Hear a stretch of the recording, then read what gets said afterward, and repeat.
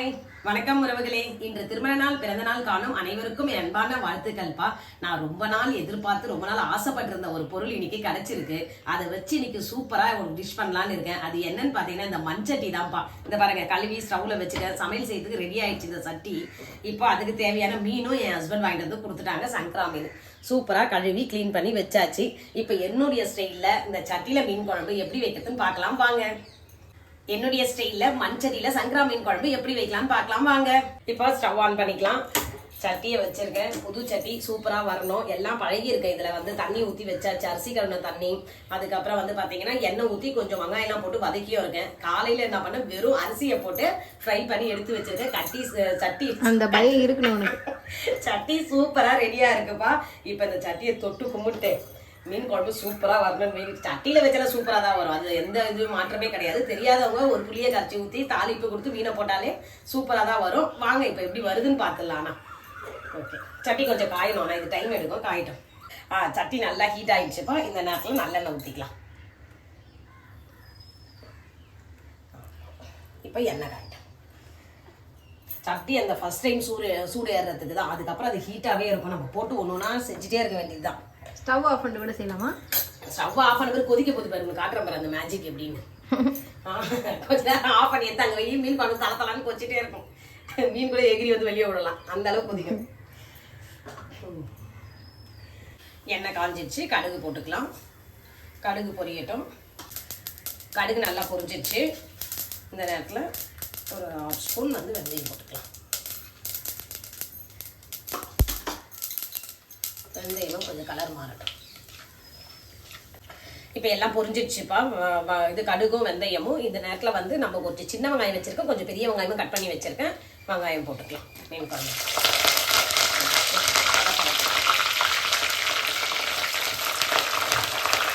நல்லா ஹீட் ஆகிடும். இது வந்து தெரியும்.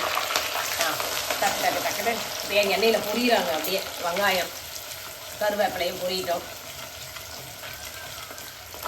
கொஞ்சம் கல் உப்பு போட்டுக்கலாம். கொஞ்சமாக கல் உப்பு.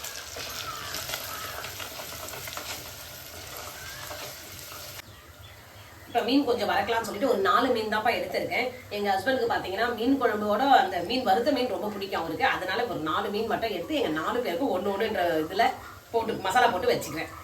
அது ஊறட்டும். இப்போ வெங்காயம் நல்லா வதங்கிடுச்சு எண்ணெயில். இந்த நேரத்தில் நம்ம தக்காளி போட்டுக்கலாம். இப்போ தக்காளியும் நல்லா வதங்கணும். எண்ணெயிலேயே அது ஃப்ரை ஆகணும். அதுக்கு டைம் கொடுக்கலாம். வெங்காயம் தக்காளி எல்லாம் நல்லா வதங்கி எண்ணெய் பிரிஞ்சு எப்படி வந்திருக்கு பாருங்க. சட்டியில் காட்டுங்க அந்த கிரேவி எவ்வளோ சூப்பராக வந்திருக்குன்னு. இந்த நேரத்தில் நம்ம காரத்துக்கு மசாலாலாம் ஆட் பண்ணிக்கலாம். ஃபஸ்ட்டு வந்து பாருங்க ஒரு 3/4 ஸ்பூன் மஞ்சத்தூள். அதுக்கப்புறம் வீட்டில் அரைச்ச குழம்பு மிளகாத்தூள் ஒரு 3 ஸ்பூன். இது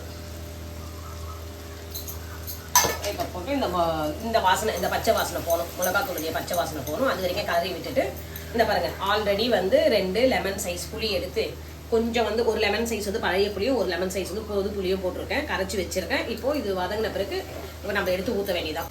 இதை பார்த்தீங்களா, மிளகாத்தூளை நல்லா பச்சை வாசனை போய் எண்ணெய் பிரிஞ்சு வந்துருச்சு. இந்த நேரத்தில் நம்ம புளி கரைசல் எடுத்து ஊற்றிக்கலாம். அழகாக கலக்கி வச்சிருக்கேன் புளி. இந்த சட்டி வந்து சென்னையில தான்ப்பா வாங்குது.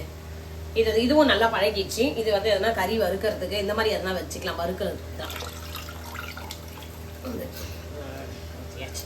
இப்போ ஆல்ரெடி புளி கரைக்க சொல்லவே கொஞ்சம் உப்பும் போட்டிருக்கேன் இதில். அதனால இப்போ உப்பு காரம் எது தேவையோ பார்த்து இப்பயே போட்டுக்கலாம். இது நல்லா கொதிக்கணும். அந்த பச்சை வாசனை போடுறது கொதிச்ச பிறகு நம்ம மீனை போட்டு இறக்க வேண்டியதுதான். சிம்பிள், வெறும் சிம்பிள். இந்த இதுதான். இந்த 2 பச்சை மிளகா போடணும். அதை போட்டுடலாம் இப்போவே மீன் குழம்புக்கு.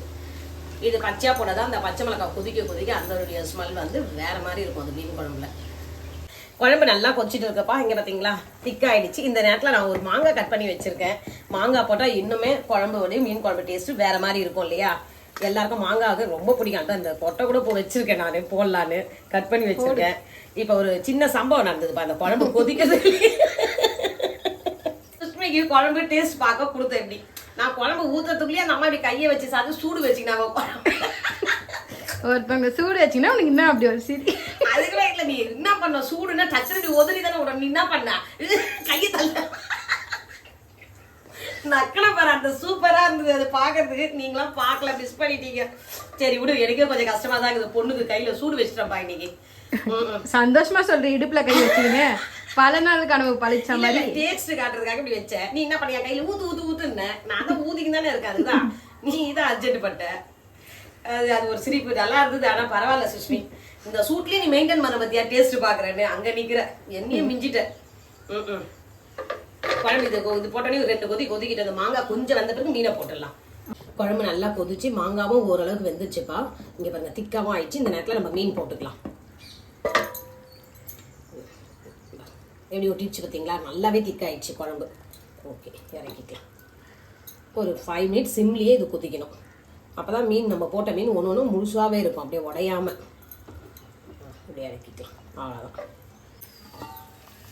அதுக்காக மீன் குழம்பு சூப்பராக ரெடி ஆகிடுச்சு. இந்த நேரத்தில் நம்ம கொத்தமல்லி தூவி இதை இறக்கிட வேண்டியது தான். கொத்தமல்லியை தூவிடலாம். ஸ்டவ்வை ஃபஸ்ட்டு ஆஃப் பண்ணிடலாம். ஏன்னா ஸ்டவ் ஆஃப் பண்ண பிறகுமே இது 5 நிமிஷம் கொச்சிட்டே இருக்கும்பா. சட்டி அந்த ஹீட் இருந்துகிட்டே இருக்கும். அதுக்காக தான் இப்போ மீன் எடுத்து காட்டுறேன் பாருங்க. பாருங்க, இது சின்ன சட்டின்றதுனால சூப்பராக இருக்குது. அப்படியே முழுசாக நல்லா அழகாக இருக்கா. கலரவே கூடாது, மீனை போட்டுட்டு அப்படியே விட்டுடணும். அப்படி இருந்தால் முழுசாக இருக்கும். சூப்பரான சட்டியில் வச்ச சங்கரா மீன் குழம்பு ரெடியாக இருக்குது. கமகமன் வாசத்தோடு இருக்குது. இந்த மாதிரி நான் சொன்ன மெத்தடில் சட்டியில் செஞ்சு பாருங்கள், உங்களுக்கு டேஸ்ட்டு சூப்பராக வரும். அப்படியே இந்த அம்மா சேனலுக்கு லைக் பண்ணுங்கள், ஷேர் பண்ணுங்கள், சப்ஸ்கிரைப் பண்ணுங்கள். மறக்காமல் சட்டியில் செஞ்சு பார்த்துட்டு எப்படி இருக்குன்னு எனக்கு சொல்லுங்கள்.